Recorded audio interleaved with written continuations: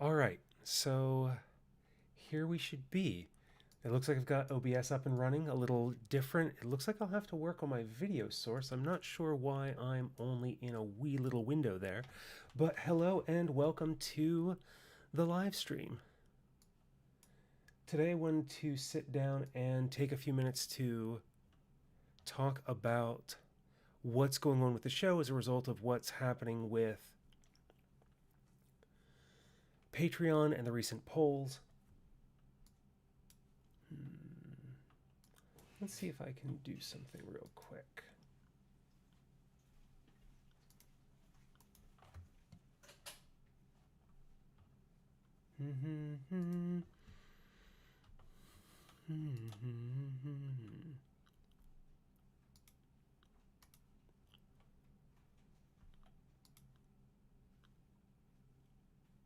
Are we... Okay, everything says that we're live, so here we are. Don't mind me, I had some software technical issues before going live today, so I wanted to get everything in and running.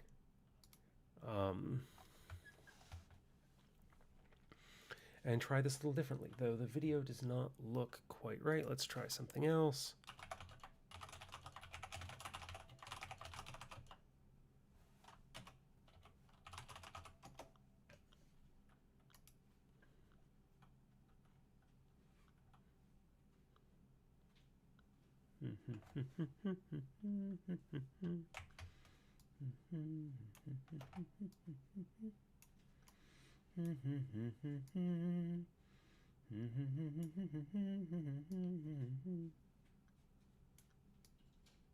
All right, that's better. There we go.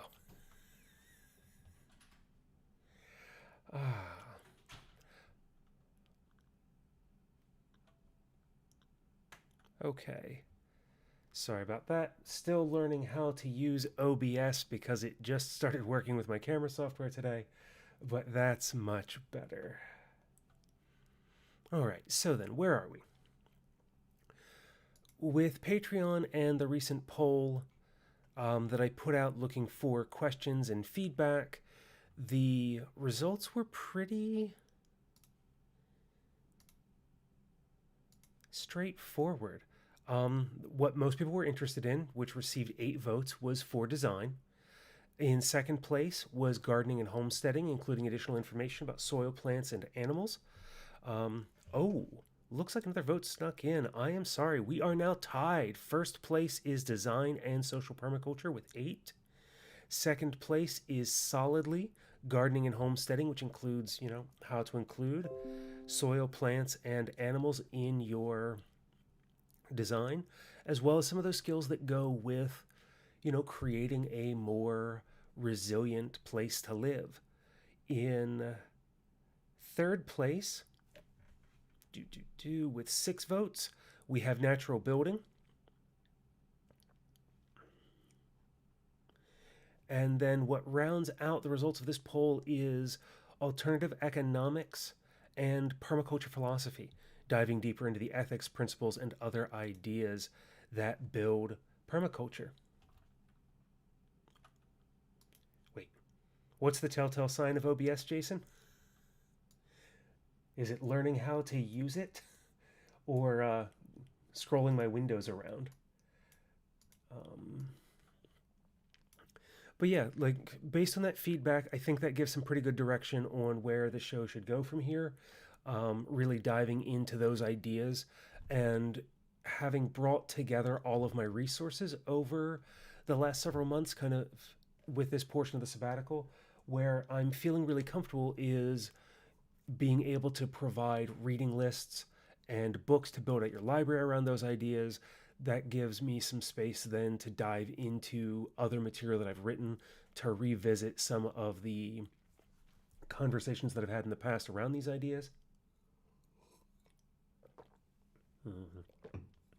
And yeah, being able to serve more material in the direction that you're distinctly interested in.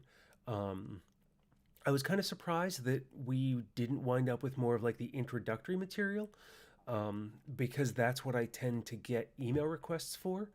But that's okay. And like, yeah, I really appreciate the direction because it's so easy to sit um,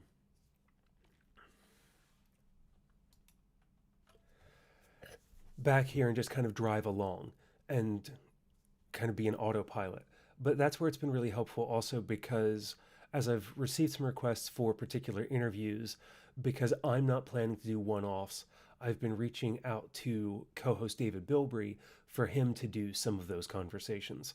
Um, there's one that I'm really looking forward to with a fellow by the name of David Dodd, who's really decided to take his life and focus on resiliency and like how do we develop that in our lives and in our community. So it'll be great to have his voice on the show, but still be in a place where I can focus on these series approaches.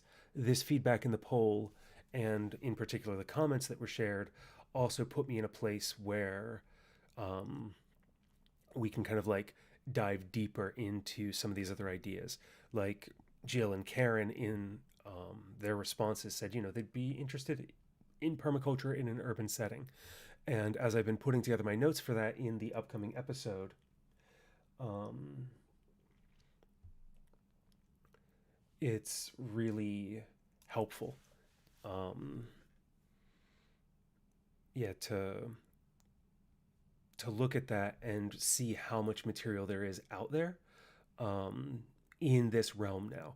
Back, even just a couple of years ago, working in the cities and urban environments, urban farming was still kind of on the uptick. Um, but now there are definitely people who are working in those spaces, everyone from doing like hydroponic microgreens um, and kind of like following the path of Elliot Coleman and some others to folks who are doing some really, really radical work in that regard. And I think of Scott Kellogg and what he was doing down in Texas, now is in New York with the Radix Center, which really is combining a lot of those ideas of permaculture in the urban environment uh, with what it means to live in cities. And so, like, being able to go back to his pieces um, and maybe do a follow up with them, especially being on the road as is planned later this year. Maybe go back and sit with Scott again and his wife. Um, and actually, I'm surprised by to your question, Jason, about new and wanting intro material for the show. That the though I would say that the majority of Patreon supporters are folks who have been interested in this for a number of years. There are a lot of people who are like, I just got interested in permaculture and found your show, and I thought this would be a great place to interact. Um, and I would say probably that's 20%, which yeah probably doesn't pair out in the voting. But it's also that like that introduction to permaculture material is the kind of stuff that is rooted in the permaculture design course, and I'm finding that there are less and less people taking the PDC, and I'm not surprised by that anymore because of the wealth of information that's available from the different shows that are out there and things like that. Um, but I don't think that it fills the same role that it used to, the PDC. But for me, it's going to be interesting because I feel really comfortable with like these responses, design and social permaculture. We can dig into those all day, every day, kind of like crazy. Um, but when it comes to the gardening and homesteading, because I've been off the land for so long, tying in what it is that I know and then having some of my friends join me to expand on those conversations. Been in touch with Carl Treen lately of Food Forest Card Game, and he's doing like the Food Forest Garden Club. And we're going to be talking here in a couple days about what that project is and what he's doing with it. And I'd like to have him back on the show to sit down and talk about what he's doing there. Visiting him in Rhode Island is still really high on my list of things to do, which I'm keeping my fingers crossed I can go visit him next year and dig in a bit more. Um, but yeah, and then the rest of this, like natural building, going back and revisiting like the Mud Girls. There's um, Alexander's a pattern language, which I think is super super important to like what does it mean to make meaningful human habitats. And then like with that there's the Barefoot Architect, which is probably one of my favorite books that kind of brings together this idea of natural building and social permaculture because of what it means to even just align our streets in a particular way, in having folks have market spaces and community places where we can come together and spend time together. And it ties into a question that I think it was John shared with me about, like, what do permaculture communities look like? And thinking about that, how do we kind of fall into taking all of these ideas together and putting them under the auspices of permaculture, and like bringing community into what it is that we're doing, taking the ethics and the principles and applying them to the places where we live and those spaces. And yeah, I'm really looking forward to what we can do by going in this direction, and the places where I can just pull from all these resources. Having taken this time to put together my library list, which I wanted to share with Patreon supporters, but I think I'm going to wind up having to release that in pieces. I can share the entire book list with you, but I find that there's not a lot of context in them as they are. So I'd like to go through and write reviews for all the books that I've read or that I still own that are on my shelves, um, so that it's more useful than just like, here's a bunch of stuff to read. And so I'm putting together, the first one of those is the first 5 books that I think everybody should have in their permaculture library, which includes the first book that I think that everyone who's interested in permaculture should read, which is Masanabu Fukuoka's The One Straw Revolution. Though I got to spend some time, Larry Korn was the person who brought that material from Japan into the United States, and he and I used to have some spirited conversations, which regretfully I found out that Larry passed away a few years ago. But we'd have some spirited conversations about how natural farming is not permaculture. And though I deeply agree with him on that, I think that that book in particular and the series of essentially essays around these ideas are the place where folks should start their journey with permaculture. And it's a simple read, it's a great introduction. From there, it is Donella Meadows' Thinking in Systems, which is a great look at what systems thinking, from both like the top down and the bottom up, the way we have all of these different connections when it comes to systems. And it's just a short, small read, also, and a great introduction. From there, I absolutely love Gaia's Garden. It was not my favorite book for a long time, but getting to know Toby over the years and exchange some emails and have some conversations, think that for most folks that's going to be really the most accessible and useful book for bringing these ideas into reality, into their world. From there, it's Rosemary Morrow's Earth User's Guide to Permaculture, which is like just a great permaculture book. The way she leads us through these ideas and digging in a bit deeper, asking ourselves questions about what it is we're trying to accomplish, and pulling it all together. And then finally, of course, once you've made it through those materials and are feeling kind of comfortable, David Holmgren's Permaculture Principles and Pathways Beyond Sustainability. I don't have a copy of his second edition yet. I'm probably going to order one of those tomorrow because I should read it and see what the changes are like. But that's the permaculture book that I refer to probably the most out of anything that I've had in my collection.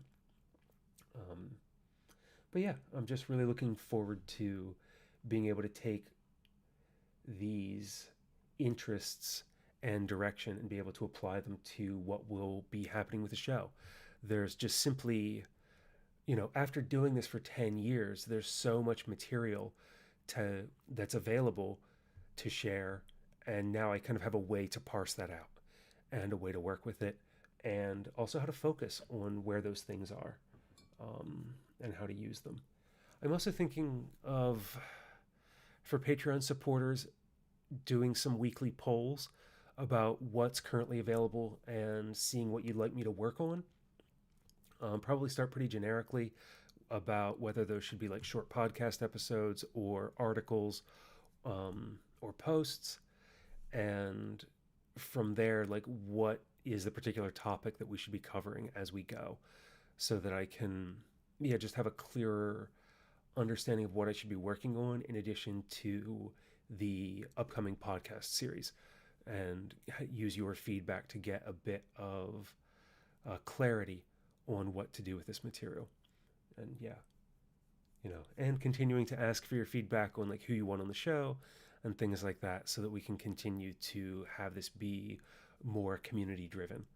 Um, but yeah, that's kind of where things are when it comes to like the next couple of weeks with the show, putting all this material together and starting to focus more on design and social permaculture for things like my weekly updates, and other stuff.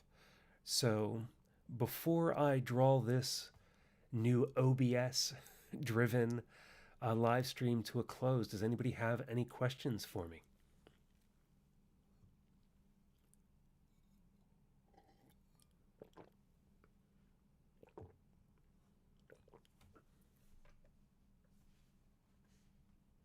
It does look like I have a bit of a delay here, so um, otherwise, yeah, I will have a new weekly update out for Patreon supporters tomorrow. That should be by around 3 p.m. And then I'm working on a re-edit of an episode from David Bilbrey that was originally released as a Patreon exclusive, a conversation he had with Martin Ping at Prairie Festival about 5 years ago, that I'll be putting together and re-releasing as a reintroduction to Martin, because David recently recorded a new conversation with Martin that we will be releasing as a long format interview here in the future. Um, I do not know. Jason has asked in the chat, "What's your favorite cockatoo?" I do not know enough about them to have a preferred or a favorite. Um, I think that they're gorgeous birds. They're big. I know some folks who have kept them over the years. I am much more of a budgie fan. Um, and so those are the birds that I tend to think of and know a little bit more about. Um, Parrots and macaws are pretty awesome too. Uh, though because of how long lived they are at this point, I would probably never keep one. Um, though, Jason, I do think it's with the natural building, we will probably have an opportunity to discuss composting toilets again in the future if you would like. Um, but yeah, thank you everybody for joining me. I'm glad that I'm able to get up and running with OBS this week, and that'll give more flexibility in being able to share some graphics and things during these live streams. Um, and then yeah, I'm planning to do another one of these probably midday on, provided nothing changes this schedule. Going to be coming back at Tuesday, May 11th at 11 a.m. for an hour. And, well, I don't know if it'll be an hour or not, but I'm looking to come back that day and do another live stream so that this can reach more of the global audience. And then, yeah, we'll keep putting these in the queue. So thank you everybody for joining me, and I will catch you again soon.